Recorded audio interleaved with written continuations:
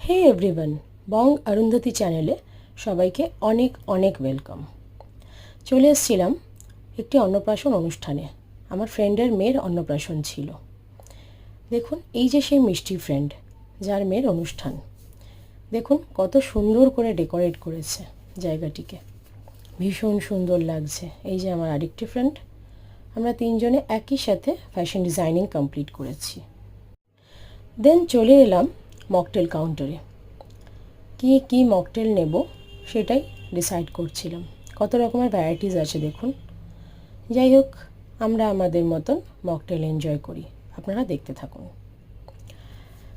নিয়েছিলাম নিজেদের মতন মকটেল। আর আমার ছেলে আজকে ভীষণ খুশি, কেন জানেন? ওর মাম্মা ওকে হেল্প করছে না একটু, কাঁচের গ্লাসে একা একা মকটেল খাচ্ছে বলে কথা। দেখুন, দেন চলে এলাম লাঞ্চ করতে। দেখুন, বসে পড়লাম খেতে। জানেন তো, খাওয়াটা বড় বিষয় নয়, আমাদের দেখা হচ্ছে বেশ অনেক দিন পরে। আর বন্ধুরা যখন অনেক দিন পর একসঙ্গে দেখা করে, জানেন তো তাদের মধ্যে কি এক্সাইটমেন্ট আর কতটা ভালো লাগা কাজ করে। আমাদের মধ্যেও ঠিক সেম জিনিস কাজ করছিল, কারণ আমরা তিনজন ভীষণ ভালো বন্ধু।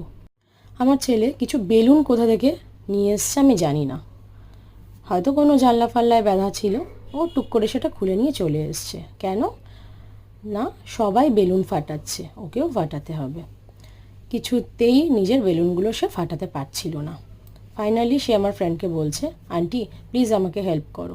আমার ফ্রেন্ডও লেগে পড়লো তার কী করে মুড ভালো করা যায়, কারণ সে তো বেলুন ফাটাতে পারছে না। হাতে কিছু বেলুন বেঁধে দিয়েছে তাকে। বেটু সেই বেলুনগুলো পেয়ে ভীষণ খুশি।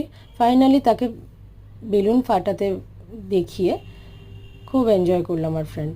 আমরা চলে গিয়েছিলাম একটু ফটো ক্লিক করব বলে। ফাইনালি আমার বেটু আমাদের ভিডিও ক্লিক করে দিল। আমরা তো পুরোটাই অবাক, বাবা, সে ফটো ক্লিক না করে আমাদের ভিডিও ক্লিক করছে। ভাবুন কি অবস্থা, নিজে পারে না নড়তে, সে আবার বনুকে কোলে নিয়েছে। যাই হোক, আমিও একটু ফটো ক্লিক করে নিলাম।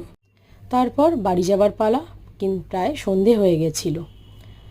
সবাইকে টাটা বাই বাই করে চলে এলাম বাইরে। বাইরে এসে পেটটা খুব আইঢাই করছিল, জানেন তো।